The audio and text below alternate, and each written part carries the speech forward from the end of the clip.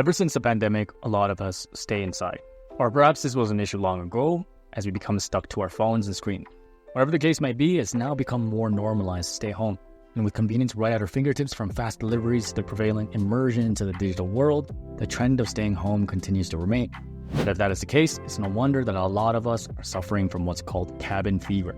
But before I dive into this topic, make sure to like this video if you're feeling the bouts of cabin fever, and subscribe to this channel so I can continue to help you mind the golden mind. Simply put, cabin fever refers to the feeling of restlessness usually caused by staying inside for too long.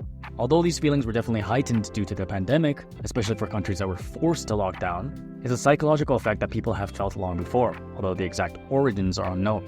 Cabin fever can be categorized as a form of claustrophobia, where a person experiences great irritability and stress due to being in an isolating location or situation for long periods of time. A person experiencing cabin fever can be seen to be going stir crazy, a term defining a person who is distraught because of prolonged confinement. The word stir in this context here is a 19th century slang for prison, which is believed to be originated from the Romani term steribin, meaning prison. Although at face value, cabin fever is used to describe irritation and restlessness from being inside too long, it in fact refers to a series of negative emotions people may face from social isolation. Whether it's due to the way that we live or just a change in season, the effects of cabin fever vary from person to person. As Michael Young, a PhD and associate professor of psychology at the Illinois Institute of Technology states, in some people, these changes are fairly small and hardly noticeable, but these can be more severe often in individuals more vulnerable to stress. You'd expect them to have a harder time dealing with the stresses of the economy and world events.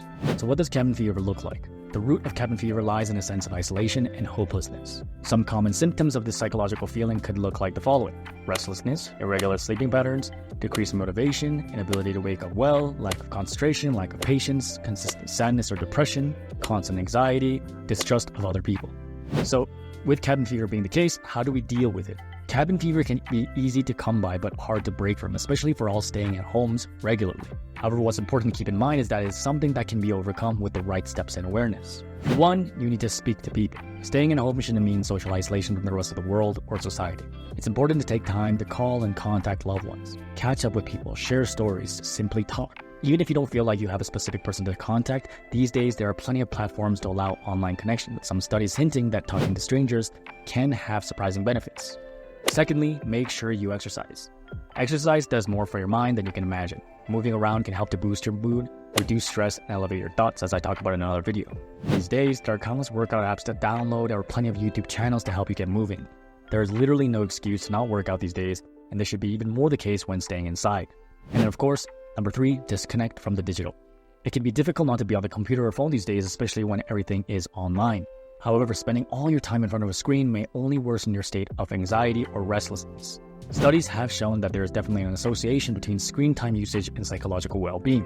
The longer a person spent on a screen, the higher chance they have had less self-control, more distractibility, and less emotional stability. And then, stick to structures and routines.